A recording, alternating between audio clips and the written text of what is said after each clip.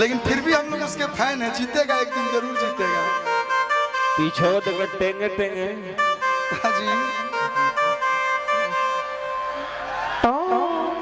रोवे बने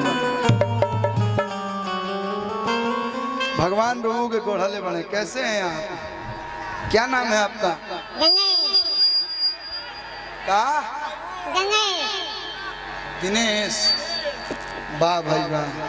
तू कहाँ रहा है इतना दिन से? एक बार भैया के लिए जोरदार ताली बजा दीजिए आप लोग। इतना दिन से टेंगे टेंगे करत रहा। चीनी चीनी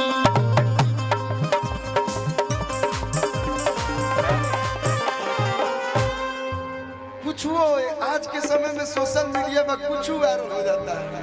हाँ एगो महावीरा वाला वायरल फिल्म बताएंगे। अशोक सिंह वाला हमारे गांव जवार में 2-3 जगह ढेला चल गई बा। मानी क्यों के महावीर नाम बा, इतना सुंदर नाम बा, उजे ले जाके बजा देता है मारे न होई। अब जातिवाद से हट के कुल नाम बताइए, सब ना होगा चाहिए। लेकिन चलिए ठीक बा, जमाना है, सोशल मीडिया है, कुछ हिट हो जाए। मर मरदा के गोली, मर मरदा के गोली खेलन देवरे से हो। सुनिए आलो ना आप लोग, दिल से बहुत बहुत धन्यवाद। वही पे वो गौले बानी कि सदिए के दिन काहे करता रुहाला। वही ट्रैक पर लोग गीत बा। एगो लड़किया बियाह करतिया, सब कुछ हो गई बा, लेकिन जयमाल स्टेज पर रोक दिले बिया कि नहीं मैं ये नहीं कर सकती। फिर रिपोर्टर पहुंचा है, सदिए के दिन काहे करता रुहाला। बिचवे में रोक दिले बारू जयमाला। गाँव समाज जुटल राज आज खोली। हम केने बड़े छोटू एगो और रहे हैं हमार भाई जिला के शान बार जिम करते रे का रे भाई। हाँ साफ सुथरा बात बताओ, तुम मर्द के साथ रहो कि लवर के साथ? हम लवर के साथ। हाँ यो हेवी देख के डरा गई। हाँ भाई देखन में छोटन लगेगा, भाव करे गंभीर। साफ सुथरा बात बताओ, तुम मर्द के साथ रहो कि लवर साथ रहो? देखिए ज्यादा मत चढ़ाइया, जौन चुनहाले से तो उन्हें घात करेला सन। कहे के बा कि मर मरदा के गोली, मर मरदा के गोली चढ़ल जरवा के गोली। गोली चढ़ल जरवा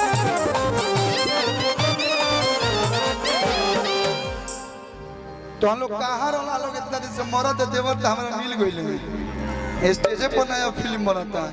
अरे मारू के माहौल का बड़ा ही देबुका यार, या भतार में भीड़ा ही देबुका।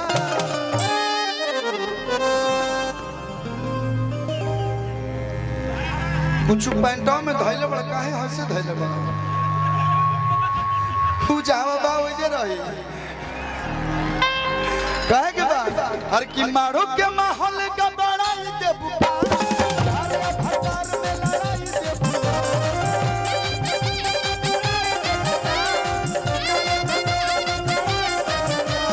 मारो के माहौल का बड़ा ही देबुका यार, या भतार के लड़ाई देबुका। मैडम आई बारात लौटाई देबुका, मैडम आई बारात लौटाई देबुका। मरदा के गोली चढ़ल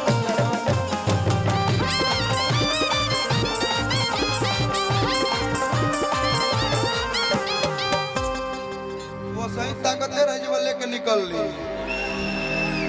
इहो एगो भैया कहले नु बेटा मूड बनने में टाइम लगता है, इनकर मूडा नहीं के बनत कबेले। कहे के बा कि उड़ता रुई से जैसे अरे उड़ेला जहाज हो,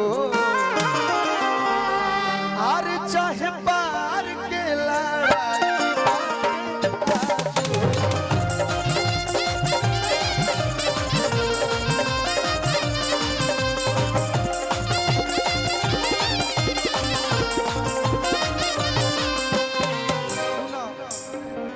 अरे दी हिट भइल ना कि साफ सुथरा बात बताओ।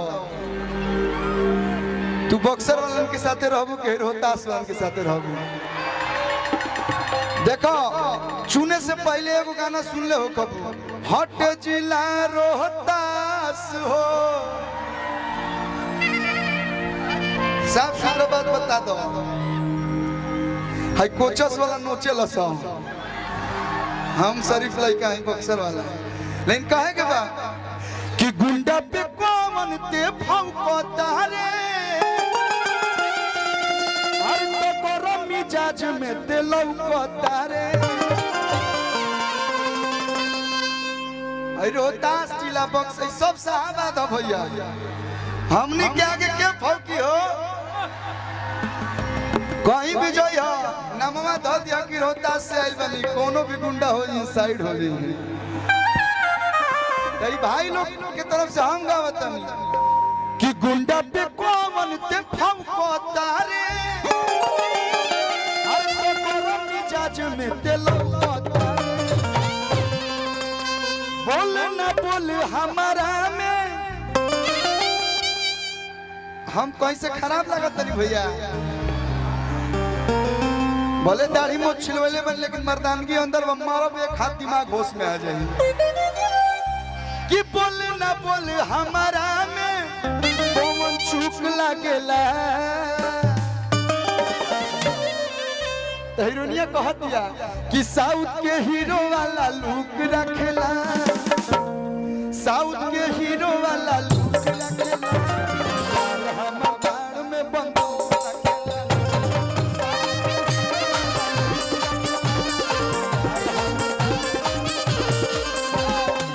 गुंडा पे कौन ते भौंकता रे, गरम मिजाज में तो लौकता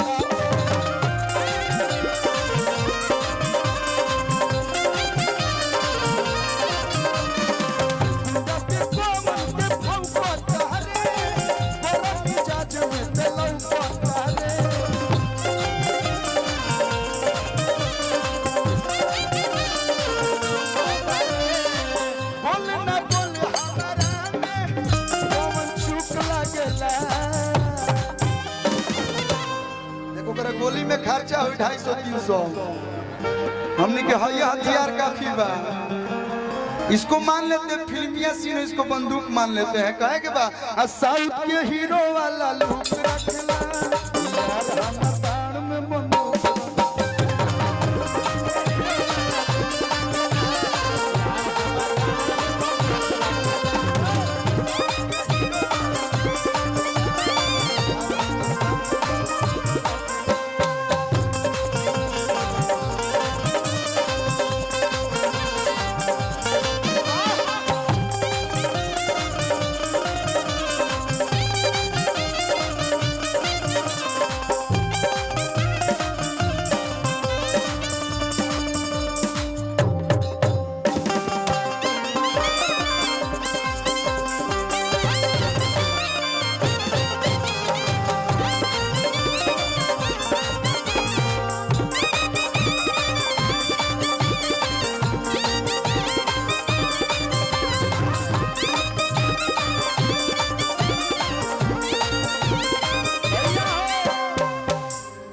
चार जिला में बोले तूती, हर के कर्मा जाल बाजे छूटी। कौन फौकी रे हमनी के सामने? हाँ? हर चार जिला में बोले तूती, के कर्मा जाल बाजे छूटी।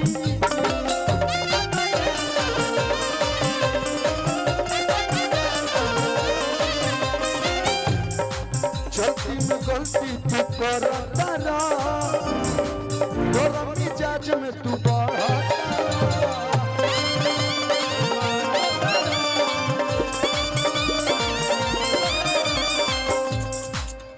जना गुंडा के नाम ले बुनू, ओइसन ओइसन गुंडा के हई सब लइकवा सुन का करलसन। ओइसन ओइसन गुंडा के हम कुक रखिला। कौन चीज खाती? खाना गाना बनावे खातिर आ कहे के बा कि साउथ के हीरो वाला लुक रखेला यार हमर दाढ़ में बंदूक